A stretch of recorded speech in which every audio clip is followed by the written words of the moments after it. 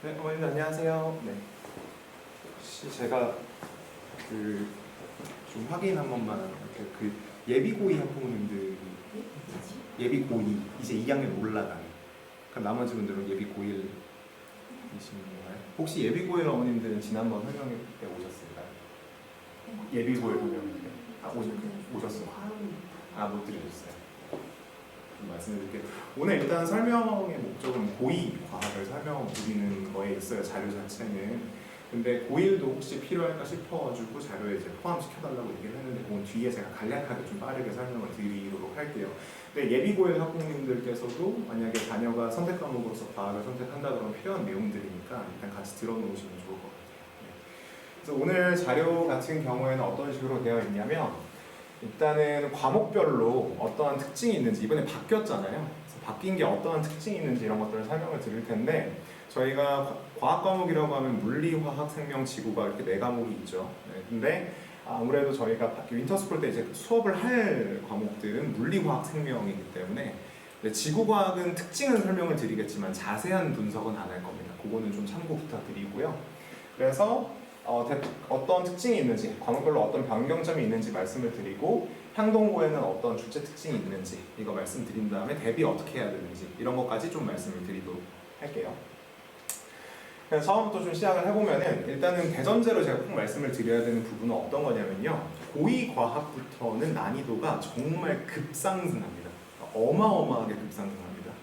일례로 제가 말씀을 드리자면은 물론 이제 물리, 화학, 생명 이렇게 여러 분야의 과목들이 있다고 했을 때 아이들이 느끼는 체감 난이도는 이제 개개인별로 조금씩 다를 수밖에 없어요. 그럴 수밖에 없는데 가령 예를 들어서 과학 중에서 가장 어렵다고 정평이 난 건 보통 물리죠. 그래서 지금 학생들의 지금 예비 고3, 그러니까 지금 예비 고2 학부모님들의 1년 선배들 같은 경우에 물리 수업을 하면 제 입장에서는 학교에서 출제되는 난이도를 고려해서 할 수밖에 없잖아요. 근데 아이들은 고1 때까지 과학을 그렇게 어렵게 공부해 본 적이 없으니까 이게 적응이 아예 안 되는 거예요. 그래서 나중에 갔을 때 아이들이 결국은 수업이 너무 어렵다는 평이 엄청나게 많을 정도로. 그러니까 제 기준으로 봤을 때 수업을 정말 100% 따라오고 있구나라고 제가 인식되는 아이가 한 2명 정도밖에 없을 정도로 되게 힘들어했어요, 아이들이. 근데 이거는 어머님들이 꼭 기억을 해주셔야 되는 게 제가 대치동 수준으로 아이들을 밀어붙인 게 아닙니다. 절대로 그게 아니고 어차피 학교에서 낼 시험 문제의 난이도는 정해져 있잖아요. 거기에 맞춰서 할 수밖에 없거든요.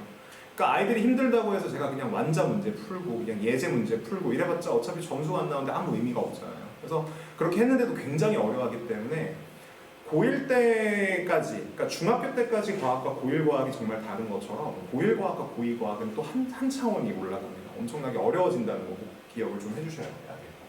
이유가 왜 그러냐면 저희가 이번에 바뀌잖아요. 근데 여기 지금 제가 적어놨는데 기존에 저희가 이제 이전 교육과정으로 수능을 봤던 게 각 과목들의 원투 과목들인데 이것들이 사실상 일반 선택 과목과 진로 선택 과목으로 약간의 변경점이 있습니다. 이게 그대로 이어졌다고 보시면 돼요.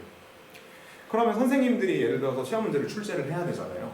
그럼 선생님들이 아이들이 고2 정도의 이제 수준에 맞게 적당하게 출제를 하냐라고 하면 절대 아니거든요. 선생님들 입장에서는 훨씬 좋은 레퍼런스가 하나가 있어요. 뭐냐면 수능 문제. 그러니까 수능 문제를 활용을 해서 문제를 낼 수밖에 없죠, 선생님들 입장에서는.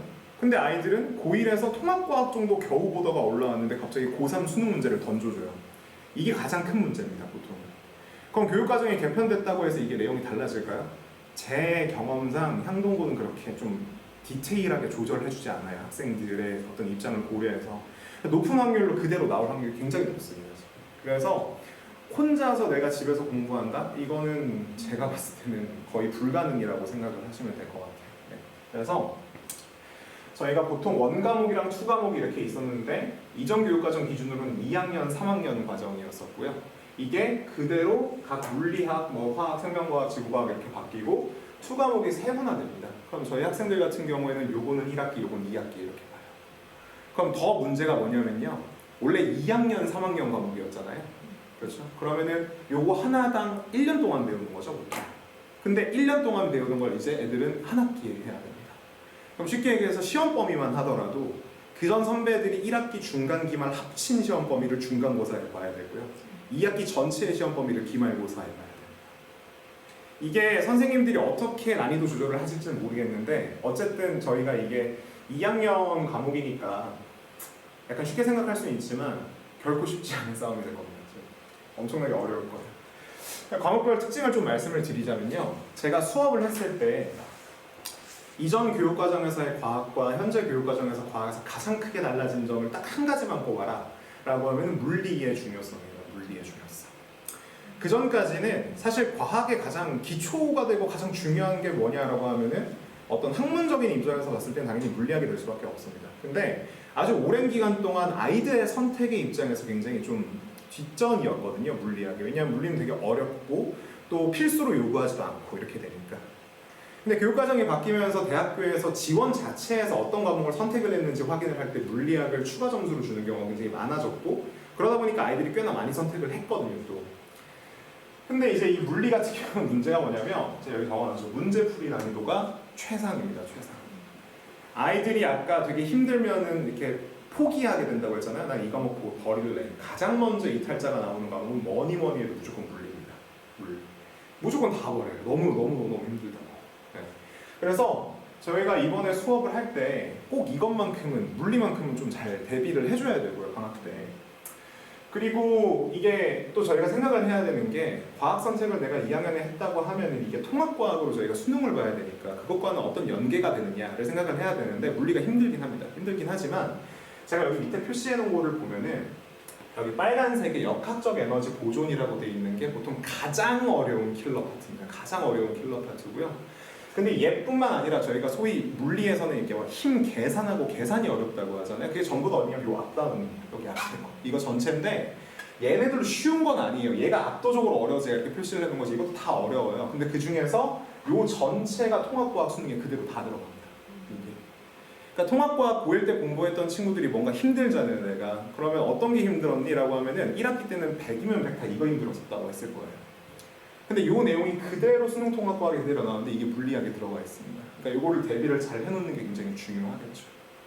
그리고 맨 앞에 거랑 이 부분은 원래 없던 부분입니다. 물리 1이라고 하는 부분이 없던 부분인데 물리학으로 재편이 되면서 들어가는 부분이거든요.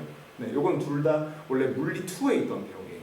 이쪽으로 이제 들어오게 됐고, 그 다음에 이번에 아마 애들이 또 2학기 기말고사 보면서 고1 아이들이 통합과학으로 되게 힘들었다라고 하는 경우는 100여 명에 또 이걸 거예요. 전자기 유도 아이들이 이거 엄청 힘들어했을 거거든요. 이게 또 그대로 들어가 있습니다. 그러니까 저희가 2학년 과학을 생각을 할 때 수능 통합과학이랑 얼마나 연계가 되어 있지, 내가 이걸 공부를 함으로써 수능 통합과학에서 얼마나 이득을 볼 수 있지 라고 했을 때 물리학이 사실 제일 높은 연관성을 띠긴 해요. 가장 어려운 통합과학의 단원들을 여기서 더 어렵게 하는 거니까 그걸 해놓고 넘어가면 훨씬 더 좀 편합니다. 그리고 제가 이게 좀 걱정이 되는데, 요게 지금 문제가 뭐냐면 이게 상대성 이론이라는 부분인데, 이게 막상 이해만 하고 문제가 나오는 패턴을 이해하면은 그렇게 어렵지는 않아요, 사실. 근데 이게 개념 자체를 아이들이 못 받아들입니다. 개념 자체가 굉장히 어려워요. 여기까지는 고전 물리고요. 여기서부터는 현대 물리이기 때문에 여기는 양자역학이거든요. 양자역학. 그래서 개념 자체를 좀 받아들이기 힘들어하는 아이들도 있어요. 근데 어찌됐든 간에 뒤에서 말씀을 드리겠지만 저는 이거를 방학 동안 다 보는 걸 목표로 절대 하지 않을 거거든요. 제가 예를 들어서 전체를 한 40% 수준으로 이걸 다 봤다 하는 친구가 있고, 아니면은 얘만 미친 듯이 파가지고 이걸 100% 했다라고 하는 경우가 있다면 분명 이 경우가 훨씬 점수가 잘 나옵니다. 네, 그래서 중요한 거 위주로 하고 아이들의 반응 상태를 보고 진도를 좀 조절을 해서 가능하면 여기까지 다 진도를 빼기는 하겠지만 얘가 우선시가 될 거예요. 여기가. 네, 그런 식으로 진도를 나갈 겁니다. 이렇게 생각해 주시면 되고요. 그리고 화학입니다. 화학 같은 경우에는 저만 잠깐 뒤로 넘길게요. 제가 이제 그 전에 이제 설명을 했던 게, 화학 같은 경우에는 웬만하면 꼭 선택을 해줘라. 이제 선택 과목이 있어서 이렇게 말씀을 드렸는데, 화학은 과목 자체로 봤을 때는 쉬운 과목 절대 아니에요. 화학도 굉장히 좀 어려워요. 물리랑 약간 다른 측면으로 좀 어려운데, 화학은 항동고 출제 난이도가 어마어마하게 낮습니다. 아까 선생님들이 그렇게 디테일하게 학생들의 입장을 고려하지 않는다고 말씀을 드렸잖아요. 화학 선생님이 유일하게 고려를 하세요. 유일하게. 그래서 모의고사 문제를 쓰더라도 고3 문제를 쓰는 게 아니라 고2 문제를 주로 쓰시거나 고2 문제를 변형하시거나 이런 편이거든요. 그리고 선생님이 애초에 진도를 나갈 때 관련 모의고사 문제를 이렇게 프린트처럼 나눠주세요. 거기서 거의 다 연계를 해서 출제를 하시기 때문에 화학 같은 경우는 그래도 조금 편한 편입니다. 근데 이게 막상 편하다고 할 수는 없는데 그래도 좀 특징을 말씀을 드리면, 자, 화학은 어떻게 어렵냐면 물리는 내가 처음에 단서로 나오는 어떤 자료가 있어요. 뭐 그래프가 됐던 간에 뭐 이렇게 나오면은 그걸 식으로 쭉 일렬적으로 다 해가지고 수학처럼 딱 답을 내는 그런 과목이라면 이거는 자료가 어마어마하게 방대합니다. 그림도 주고 그래프도 주고 표도 주고 이것저것 다 적어놔요. 그럼 그거를 퍼즐 맞듯이 이렇게 클로를 이렇게 내가 원하는 어떤 조합 같은 걸 해가지고 답을 딱 내는 그런 식이거든요. 그래서 자료 해석 능력이 굉장히 좀 중요하고요. 그리고 화학이 가장 압도적으로 암산 능력이 중요합니다. 자잘한 숫자 계산이 가장 많은 단원이에요. 여기가. 그럼 이게 통합과학이랑도 얼만큼 연계성이 있느냐? 자, 2학기 중간고사 때 애들한테 어디가 어렵냐 그러면은 대부분 중화 반응, 그러니까 화학 반응 계산이 되게 어려웠다고 얘기를 하거든요. 그게 여기에 그대로 들어가 있습니다. 화학에서 가장 어려운 부분이자 통합과학에 그대로 연계되는 부분이기 때문에 이 역시도 잘 정리를 해놓으면 당연히 좋을 겁니다. 이거는 당연히 저희가 순서상 봤을 때 기말고사가 될 거고요. 약간 복병이 있다고 하면은 중간고사 때 이 부분이 또 굉장히 어려워요. 근데 이게 통합과학에 들어가는 부분이 아니거든요. 그러니까 물리랑 좀 다른 게 물리는 어려운 부분이 통합과학의 수능에 들어가잖아요. 공부해놓으면 이득이죠. 근데 이건 약간 얘는 그렇긴 한데 여기는 안 그럽니다.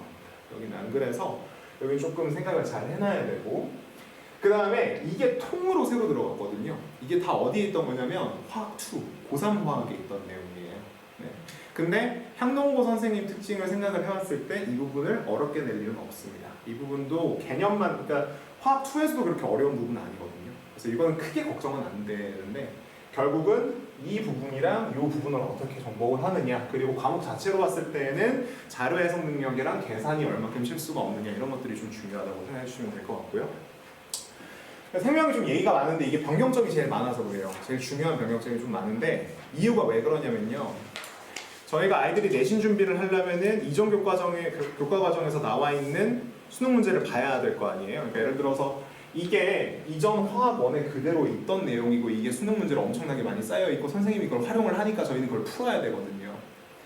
근데 얘는 문제가 뭐냐면 생명했을 때 가장 어려운 부분은 무조건 유전이란 단원이거든요. 이게 어마어마하게 어려운 단원이에요. 그러니까 잘못 생각하시는 경우가 있는 게 생명은 그냥 암기 아닌가?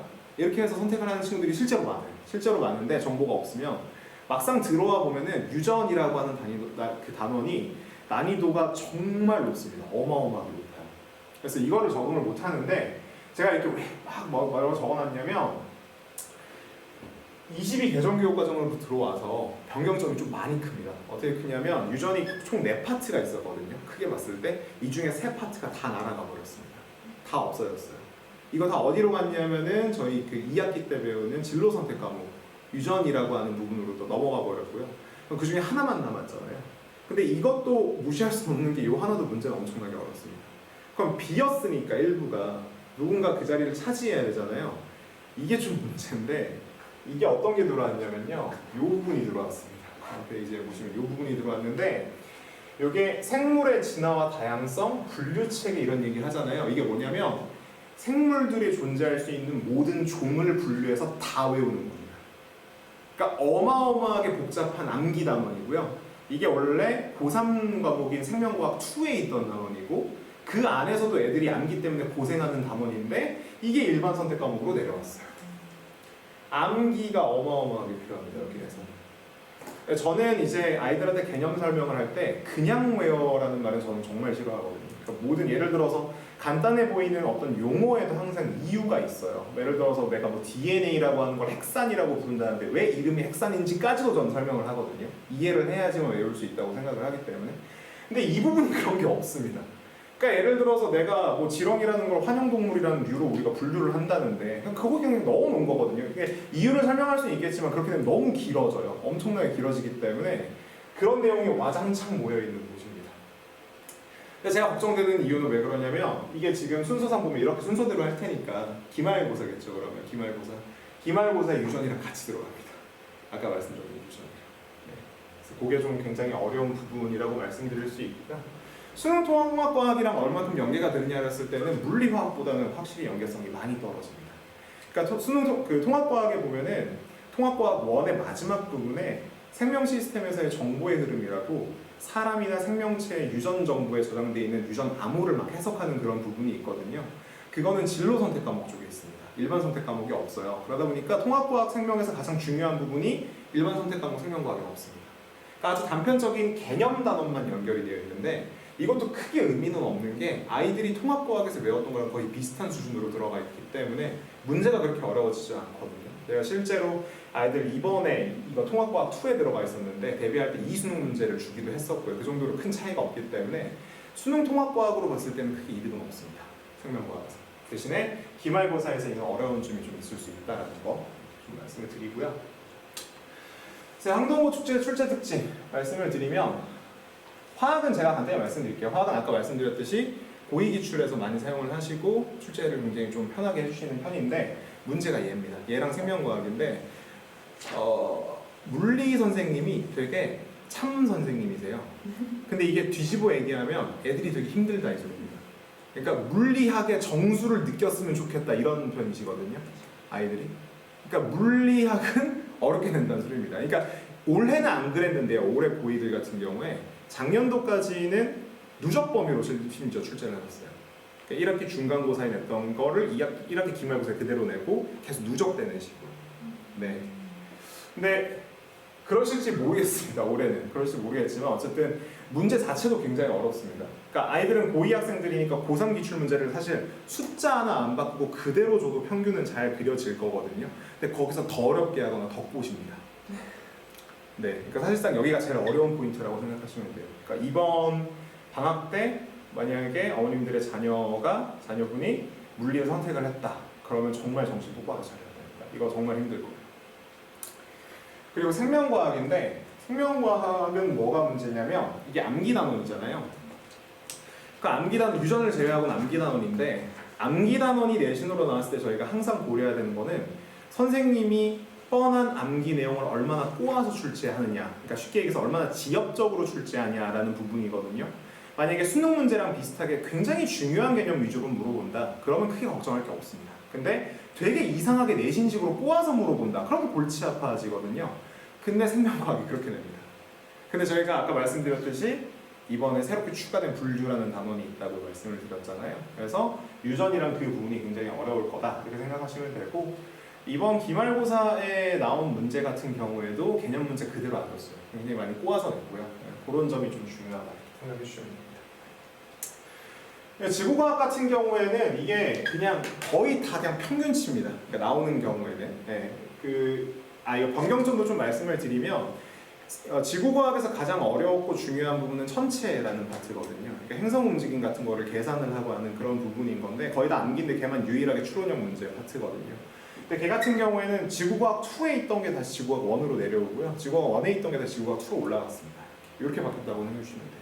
내용은 거의 대동소이하고 크게 특징적인 건 없습니다. 다 그냥 중간 정도입니다. 항동고에 출제하는 것도 중간 정도고요. 크게 지역적인 것도 출제하지 않은 편이에요. 그래서 제가 일부 사회를 선택을 할 친구들한테는 이걸 추천해주기도 했거든요. 네, 그런 특징으로 생각해 주시면 됩니다. 제가 한 가지만 좀 말씀을 드리면, 그러면 이제 과학에 대해서 제가 잘 말씀을 드렸잖아요. 근데 이제 고1 학부모님들 같은 경우에는 내년에 학생이 과학을 선택하지 않을 가능성도 있고 사회를 선택할 가능성도 있고, 그리고 사회를 만약에 선택했을 수도 있잖아요. 지금 고2 학생들 같은 경우 일부 과목들을. 이게 제가 항상 걱정이 되는 게 사회를 선택을 한 경우에 예를 들어서 고3이 되잖아요. 그럼 제가 과학의 어려운 점을 되게 많이 말씀을 드렸죠, 지금까지. 지금 수능 같은 경우에도 사회와 과학 난이도 밸런스가 많이 망가져 있거든요. 그리고 혹시 이제 들어보셨을 거예요. 사탐런이라고. 과학 어려우니까 다 사탐으로 도망친다고. 그 정도로 난이도가 많이 망가져 있어요. 이게 굉장히 많이 망가져 있는데, 내가 만약에 사회 공부를 했어요, 2학년 때. 그러면은 과학 공부를 한 친구들은 물론 학기 중에 힘들긴 했겠지만 아까 이런 수능 통합과학과 연결된 많은 부분들을 학습하고 넘어왔잖아요. 이게 따라잡을 수 있을까가 저는 정말 걱정입니다. 사회 공부를 한 경우 고2 때. 그래서 만약에 본인이 사회 선택을 한 학생이 있다면은 과학 공부는 반드시 별도로 해줘야 됩니다. 꼭 따로. 그거는 꼭 기억을 해줬으면 좋겠고요. 요거는 이제 제가 이제 선택 과목 그 전에 이제 고1 학부모님들에게 어떤 선택 과목을 해야 되는지 말씀드릴 때 이제 넣었던 건데, 물리학은 뭐 장점이 많지만 무조건 해야 되는 건 아니다. 화학은 제가 무조건 하라고 했습니다. 모든 대학교 전형에서 굉장히 추가 점수를 많이 주기도 하고 또 굉장히 쉽기 때문에 향동과 특징상 요거는 고1 학부모님들은 꼭 기억해 주세요. 내년에 할 때 화학은 꼭 할 거면은 선택하는 게 낫습니다. 근데 변수가 하나 있다면 사실상 화학을 선택을 추천을 드리는 이유는 딱 하나거든요. 선생님의 특징. 내년에 선생님이 바뀌신다면 이거는 또 모릅니다. 그때 가서 또 다시 얘기해야겠지만. 네. 그리고 네, 생명과학, 지구과학 뭐 대략적으로 이제 말씀을 드렸고요. 방학 수업 같은 경우에는 제가 사실 이렇게 다 하고 싶지 않았어요. 다 하고 싶지 않았는데 아이들이 워낙에 이제 많이 요청을 해서 지금 반별로 거의 한 8, 9명씩 이미 다 들어가 있거든요. 네. 그래서 그 친구들이 워낙 너무 필요하다고 하고 또 제가 너무 잘 알기 때문에 선생님의 어떤 도움 없이 그냥 스스로 학교 수업이나 아니면 혼자 자습만으로 하기에는 너무너무 어렵다라는 거를 제가 너무 잘 알기 때문에 그래서 이렇게 다 발췌를 해놨습니다. 그래서 생명물리 화학을 하지만 아까 말씀드렸듯이 수업 목표는 전범위를 보는 게 아닙니다. 보면 좋겠죠. 보면 좋겠지만 결국은 가장 어려운 단원을 정복을 할 수 있냐 없냐의 싸움이거든요. 그 부분을 먼저 우선적으로 진행을 하고 가능하면 나머지 단원들을 하는 걸로 할 거고요. 그리고 수업의 목표는 무조건 기존 수능 기출 문제를 푸는 데까지 갈 겁니다. 그러니까 고2가 됐는데 고3 문제를 풀어야 된다는 소리예요. 방학 때 굉장히 힘들 겁니다. 네, 그래서 그렇게 하겠지만 아까 말씀드렸듯이 그렇게 준비를 해놓으면 많은 단원들에서 수능 통합과학에도 엄청나게 큰 도움을 받을 수 있는 부분들이 많기 때문에 이게 버리는 공부는 절대로 아닙니다. 버리는 공부는. 네, 그렇게 생각해 주시면 될 것 같아요. 그리고 간단하게 통합과학 설명을 드리면 통합과학 제가 이번에 다행히도 네, 지금 대학을 간 고3들까지 해서 고1, 고2, 고3 과학 정규 1등이 다 재학생이에요. 그래서 이번 통합과학에도 아이들이 굉장히 좋은 성적을 받았고요. 그래서 통합과학 어떤 식으로 준비를 해야 되는지 대략 좀 말씀을 드리면 잠시만요. 말씀을 좀 드리자면 이번에는 자료가 없을 겁니다. 제가 좀 말로 설명을 드릴게요.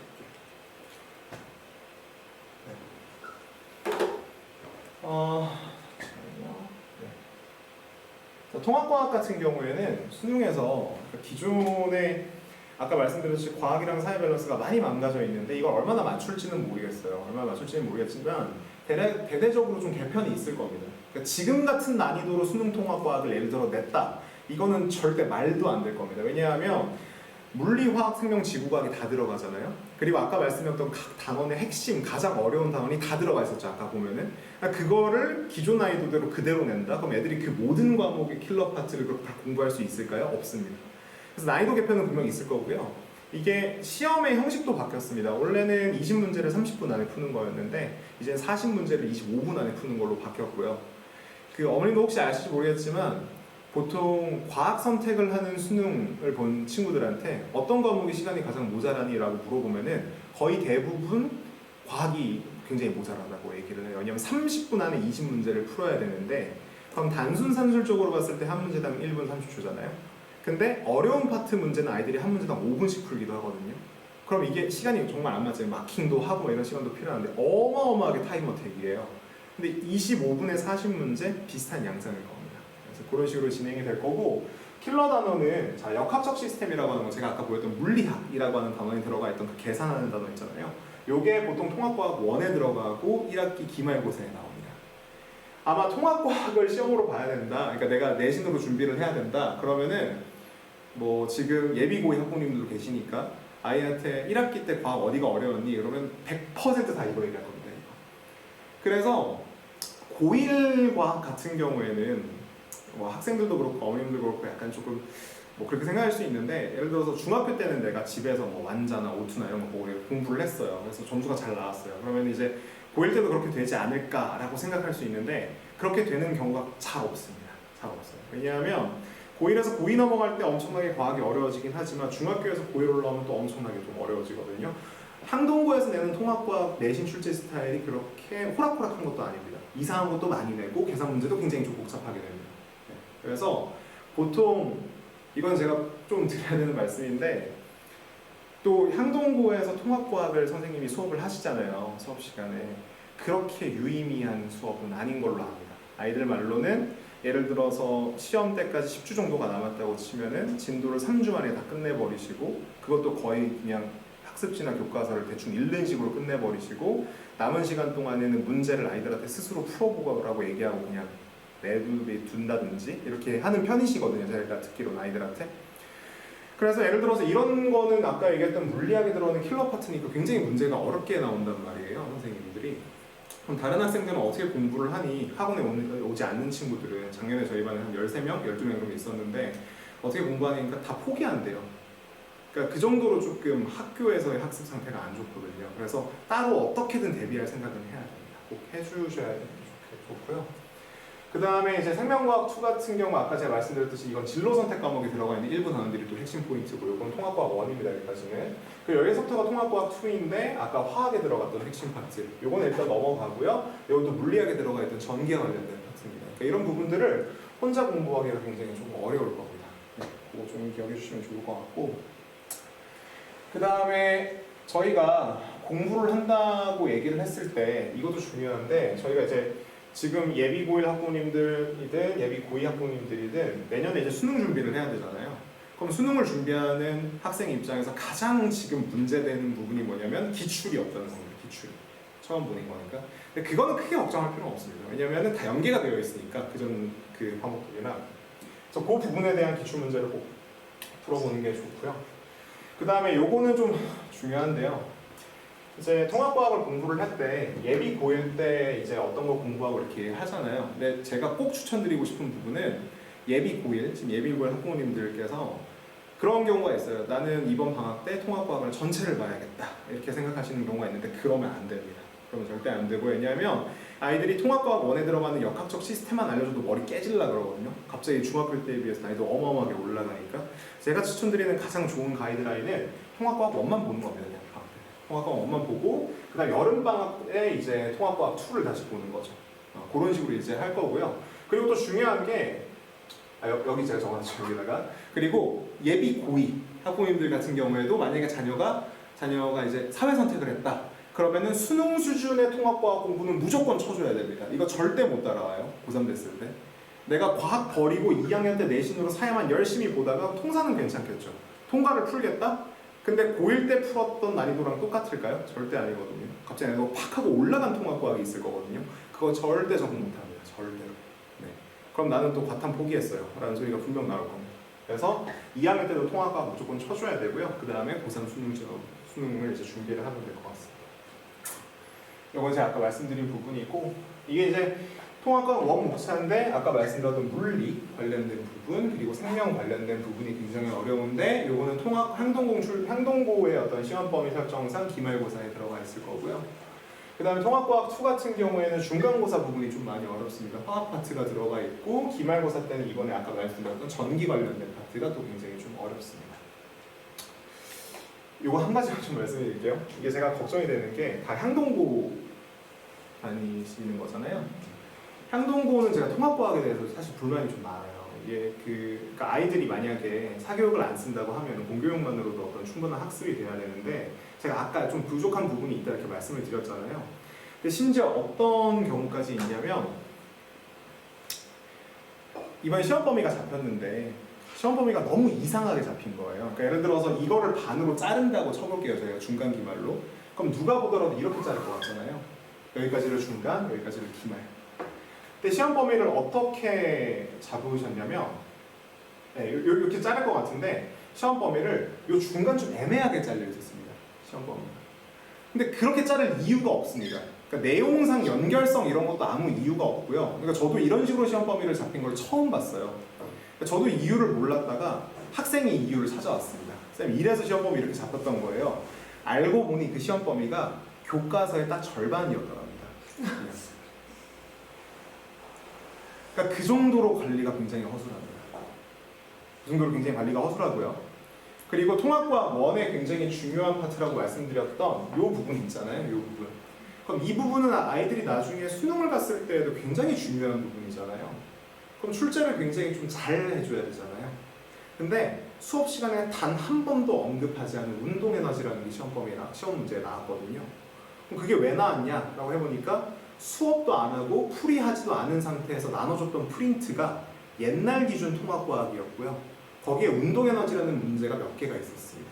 그러니까 그걸 그대로 내신 겁니다. 그러니까 그 정도로 조금 많이 허술합니다. 고일과학 같은 경우는. 그래서 예비고일 학부모님들께서는 이거를 별도로 준비할 생각을 반드시 전략을 짜셔야 됩니다. 이게 이제 나중에 내가 지금 같은 경우에 지금 고3 아이들 같은 경우에는 아니면 지금 선배들이었거나 과탐 사탐을 선택할 수 있었잖아요. 나는 과학이 안 맞아요. 그러면은 사회로 선택을 해서 갈 수도 있었죠. 아니면 과학 하다가 너무 힘들면 사탐론이라고 해서 소위 사탐으로 도망갈 수도 있고. 근데 그런 선택지가 없잖아요. 저희한테는 이제는. 이거는 무조건 다 해야 되는 거 수능도 봐야 되잖아요. 근데 이런 약간 어려운 점이 있기 때문에 이거는 고1 학부모님들께서 무조건 생각을 해주셔야 됩니다.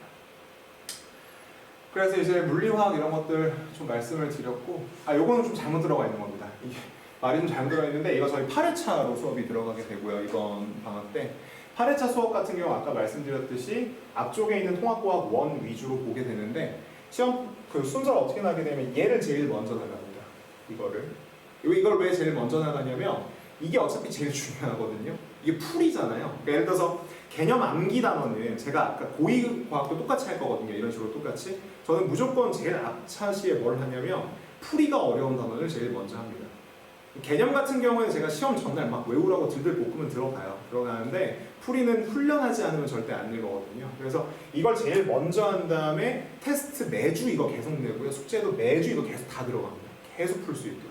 네, 그런 식으로 해서 이렇게 진행한다고 생각해 주시면 될 것 같습니다.